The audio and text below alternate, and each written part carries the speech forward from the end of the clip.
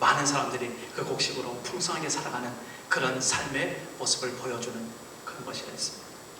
그런데 그 7년 풍년 후에 파리하고 정말 빼빼 마른 그런 소 7이 다시 올라오는 모습은 그 풍년이 끝나고 나머지 그 이후에 7년 동안 아주 지독한 가뭄이 들어서 그 앞에 7년 동안 풍성하게 지냈던 그 이집트 백성들을 다 정말 굶어 죽게 만들고 고생하게 만들고 그렇게 나라를 망하게 만드는 그러한 꿈을 이 바로가 꾸었다라고 요셉이 해몽을 하게 되죠. 그러니까 이 바로가 바로 이 요셉을 그 자기 이후에 이 이집트에서 가장 높은 그런 총리로 세워서 하나님의 그 지혜와 명철대로 이 백성을 다스리라 하는 그런 소임을 맡겨주게 됩니다. 나중에 보면은 요셉이 그 소임에 얼마나 충실하게 잘 세상을 애국을 다스렸는지 보면 큰 창고를 준비하고 근데 그 풍년 7년 동안에 그 남은 곡식들 그것을 잘 아껴가지고 잘 저장해 놨다가 나머지 흉년돼서 7년 동안 그것을 잘 나눠주면서 그렇게 이집트를 기근에서 구했던 그런 요셉의 그런 지혜와 다스림이 이렇게 나오고 있습니다. 어쨌든 그러한 요셉의 모습을 보면서 이 바로가 세상 사람이었고 정말 하나님의 사람은 아니었지만 하나님께서 역사하는 그런 하나님의 사람이라는 것을 고백할 수밖에 없었던 그런 요셉의 모습을 우리가 보게 되는 겁니다. 오늘 그래서 이 요셉의 모습을 보면서 우리가 이 세상에서 살아가면서 정말 우리에게 그 누군가 하나님의 사람, 다시 말해서 성령에 감동된 사람이라고 그렇게 우리를 불러줄 수만 있다면 하는 그런 바람이 오늘 우리에게 소망이 되기를 바랍니다. 그런 것은 뭐예요? 먼저 우리가 하나님의 사람으로서 분명한 자기 존재의식을 가지고 아이덴티티죠. 자기 정체성을 가지고 나는 하나님의 사람이다. 하나님의 백성이다. 하나님께서 나와 함께 하시는 이 성령의 지혜와 명철을 가지고 내가 이 세상을 반드시 살아갈 때에 비록 뭐가 닥치겠습니까? 어려움과 고통이 닥칠 수밖에 없지만 그러나 바로 그런 어려움과 고통을 통해서 하나님이 높아지시고 이 세상의 많은 사람들이 하나님 앞에 나올 수밖에 없는 그런 고백을 하게 하고 그리고 실제적으로 나로 인해서 이 세상이 복을 누릴 수 있는 그런 사람으로 우리가 쓰여진다라는 것을 우리는 잘 알게 됩니다. 세상을 다스린다는 것은 결국은 하나님의 지혜와 명철 없이는 되지가 않지요. 거기 보면 하나님이 이 모든 것을 내게 보이셨으니 너와 같이 명철하고 지혜 있는 자가 없다라는 겁니다. 세상의 어떤 얕은 깨와 어떤 그런 그 이기적인 그런 간악한 지혜를 말하는 것이 아닙니다. 하지만 하나님께서 주신 지혜, 하나님께서 기뻐하시는 그런 명철, 이런 것을 우리가 하나님의 성령이 우리와 함께 하실 때에 우리에게 임하게 되고 우리가 그러한 사람이 되어진다라는 것을 우리가 분명히 오늘 말씀을 통해서 알 수 있습니다.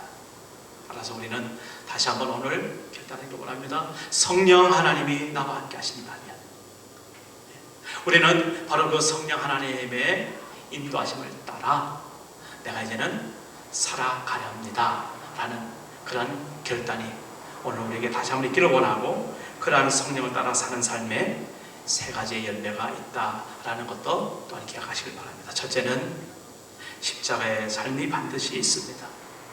십자가의 삶이 반드시 있습니다.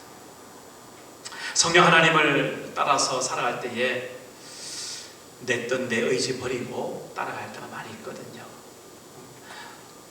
우리가 세상에 살았기 때문에 세상의 편한 것대로 세상의 어떤 유익되는 대로 그렇게 세상의 가치대로 우리가 판단할 때에 하나님께서는 성령의 감동을 주셔서 no, 아니다 라고 말할 때에 그럴 때 참 그것을 순종하기가 얼마나 우리가 힘들겠어요.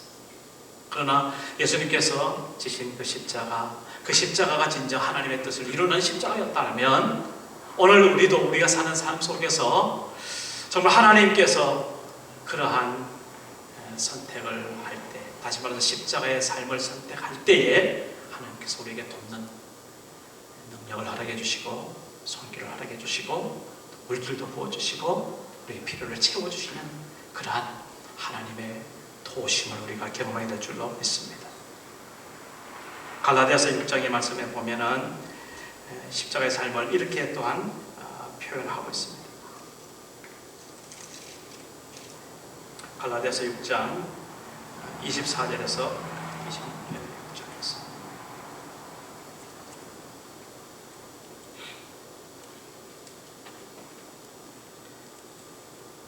5장입니다. 6장이 아니고 그리스도 예수의 사람들은 육체와 함께 그 정욕과 탐심을 십자가에 못 박았느니라. 만일 우리가 성령으로 살면 또한 성령으로 행할지니 헛된 영광을 구하여 서로 노엽게 하거나 서로 투기하지 말지니라. 이렇게 말하고 있습니다.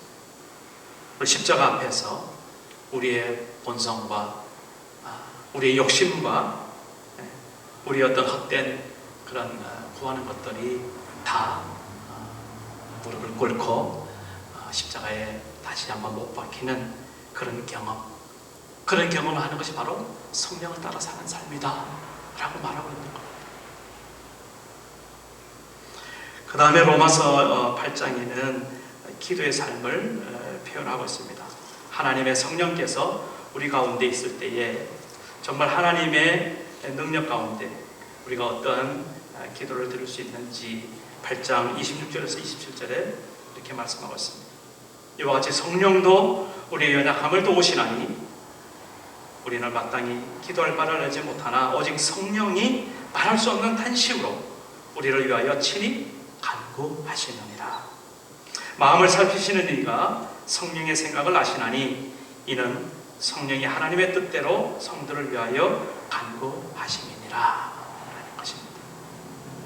성령께서는 우리를 너무나 잘 알고 계십니다. 우리 형편을 알고 계시고 우리 사정을 보고 계십니다. 그럴 때에 우리는 혹 우리 어떤 육신에 우리 어떤 세상적인 그런 마음에 하나님 앞에 차마 기도할 수 없는 그런 어려움과 혼혹함 속에서도 내 속에서 역사하시는 성령 하나님의 간구하심을 우리가 온전히 따라 성령께서 원하시는 그런 기도를 하나님 앞에 들을 수 있는 사람, 성령을 따라 살아가는 사람이죠. 우리는 연약함이 있는 그런 존재입니다. 그러나 그 연약함으로 인해서 성령께서는 우리 더욱더 우리의 연약함을 통하여서 하나님 앞에 기도하는 그런 기도의 능력을 부어주실 줄로 믿습니다. 빌립보서 4장에는 내게 능력 주시는 자에서 모든 것을 내가 할 수 있다 라는 고백이 13절에 있습니다. 또한 나의 하나님이 그리스도 예수 안에서 나의 풍성한 대로 모든 쓸 것을 채워주신다는 그런 약속도 있습니다.